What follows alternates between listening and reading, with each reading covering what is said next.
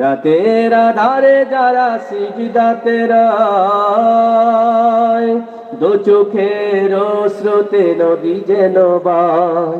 ছলনার হাত ছানি যতই আসুক, ছলনার হাত ছানি যতই আসুক, পিছনে ফিরেও তাকায় না। যাদের হৃদয়ে আছে আল্লাহর ভয়, তারা কবু পথ ভুলে যায় না।